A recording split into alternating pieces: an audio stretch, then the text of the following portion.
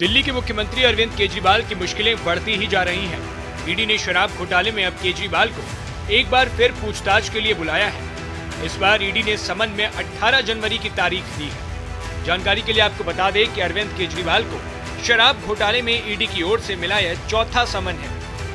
इससे पहले अरविंद केजरीवाल को 3 समन जारी किए जा चुके हैं, लेकिन वह एक बार भी एजेंसी के सामने पेश नहीं हुए हैं। ईडी की ओर से केजरीवाल को तीसरा समन हाल ही में 3 जनवरी को भेजा गया था, जिसे उन्होंने इग्नोर कर दिया। सिर्फ इतना ही नहीं, उन्होंने ईडी की नोटिस को गैर कानूनी भी बताया था। आप खुद सुनिए तब केजरीवाल ने क्या कहा था। अब बीजेपी मुझे गिरफ्तार करना चाहती है। मेरी सबसे बड़ी संपत्ति, मेरी सबसे बड़ी ताकत मेरी ईमानदारी है। झूठे आरोप लगा के, फर्जी समन भेज के ये मुझे बदनाम करना चाहते हैं, मेरी ईमानदारी पे चोट करना चाहते हैं। इन्होंने मुझे समन भेजे हैं। मेरे वकीलों ने मुझे बताया कि ये समन गैर कानूनी है। क्यों गैर कानूनी है? ये मैंने इनको विस्तार से लिख के भेजा है। मैंने बताया है कि उनके समन कैसे गैर कानूनी है, लेकिन उन्होंने मेरी एक भी बात का जवाब नहीं दिया। इसका मतलब उनके पास मेरी बातों का जवाब नहीं है। इसका मतलब वे भी मानते हैं कि उनका नोटिस गैर कानूनी है। क्या मुझे एक गैर कानूनी समन का पालन करना चाहिए? अगर कानूनी रूप से सही समन आएगा तो मैं पूरा सहयोग करूंगा। केजरीवाल ने केंद्र सरकार पर आरोप लगाते हुए कहा था कि इस केस को चलते 2 साल हो गए हैं, लेकिन ठीक लोकसभा चुनावों के पहले मुझे क्यों बुलाया जा रहा है? क्योंकि बीजेपी मुझे लोकसभा चुनावों का प्रचार करने से रोकना चाहती है। लोकसभा चुनाव के पहले इन्होंने मुझे समन भेजा है। क्यों? इस जांच को चलते 2 साल हो गए। अभी ठीक लोकसभा चुनाव के पहले मुझे क्यों बुलाया जा रहा है? पहले क्यों नहीं बुलाया? सीबीआई ने मेरे को 8 महीने पहले बुलाया था। मैं सीबीआई में गया था, उनके सारे जवाब भी दिए थे। लेकिन अब ये लोग ठीक लोकसभा चुनाव के 2 महीने पहले मुझे बुला रहे हैं। तो बीजेपी का मकसद कोई पूछताछ करना थोड़ी है। इनका मकसद है पूछताछ के बहाने केजरीवाल को बुला लो और उसे गिरफ्तार कर लो, ताकि मैं लोकसभा चुनाव में प्रचार न कर पाऊं। आपको बता दें कि सिर्फ 3 जनवरी ही नहीं, इससे पहले अरविंद केजरीवाल को पिछले साल 2 नवंबर और 21 दिसंबर को भी जांच में शामिल होने के लिए कहा गया था। पहले समन में तो अरविंद केजरीवाल चुनावी सभा के लिए चले गए थे और दूसरे के दौरान विपश्यना के लिए। कुल मिलाकर मुख्यमंत्री अरविंद केजरीवाल ने हर बार ईडी की नोटिस को नजरअंदाज किया। अरविंद केजरीवाल को चौथी नोटिस मिलने पर केंद्रीय मंत्री अनुराग ठाकुर ने आम आदमी पार्टी पर आरोप लगाते हुए कहा कि ऐसा कोई बचा नहीं जिसको अरविंद केजरीवाल की पार्टी ने ठगा नहीं। उन्होंने कहा कि वो थोड़े दिन और भागना चाहते हैं, लेकिन कानून के हाथ लंबे होते हैं। अराजकता फैलाने का काम, भ्रष्टाचार को बढ़ाने का काम अरविंद केजरीवाल जी और इनके राजनीतिक दल ने किया है।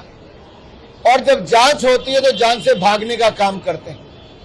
ऐसा कोई बचा नहीं जिसको अरविंद केजरीवाल की पार्टी ने ठगा नहीं। ये ठगने का, लूटने का, भ्रष्टाचार का अड्डा आम आदमी पार्टी की सरकार दिल्ली में बन गई है। अब सवाल ये खड़ा होता है कि जांच से क्यों भाग रहे हैं? ऐसा क्या है जिसका डर अरविंद केजरीवाल जी को सता रहा है? ऐसा क्या है कि वो जनता के सामने आकर जवाब नहीं दे पा रहे? कल तक उनको लगता था बाकी जेल जाएंगे, अरविंद केजरीवाल बच जाएंगे।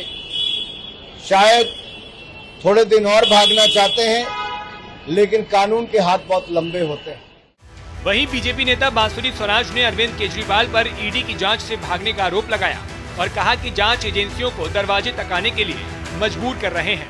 ईडी को चौथा समन भेजना पड़ा है कि मुख्यमंत्री केजरीवाल जी आए और 18 जनवरी को जांच में जुड़े।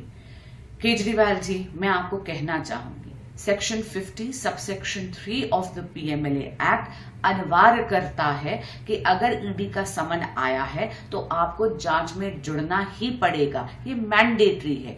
लेकिन आप बार बार इस कानून का उल्लंघन कर रहे हैं।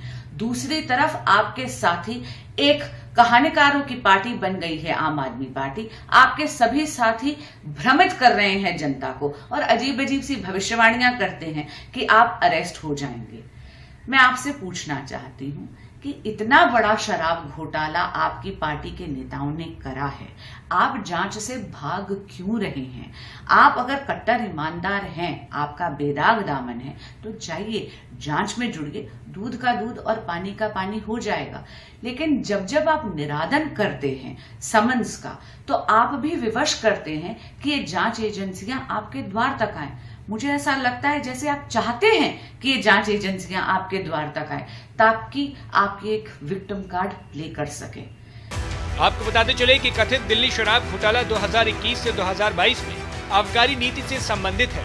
उपराज्यपाल वीके सक्सेना ने इसे लागू किए जाने के संबंध में सीबीआई जांच की सिफारिश की थी, जिसके तुरंत बाद 2022 में आप सरकार ने इसे रद्द कर दिया था। इस मामले में मनीष सिसोदिया और संजय सिंह फिलहाल जेल में हैं। मनीष सिसोदिया को पिछले साल फरवरी में सीबीआई ने गिरफ्तार किया था और बाद में उन्होंने उप मुख्यमंत्री पद से इस्तीफा दे दिया था। वहीं दिल्ली शराब घोटाला केस में मनी लॉन्ड्रिंग मामले में संजय सिंह को 4 अक्टूबर को गिरफ्तार किया गया था।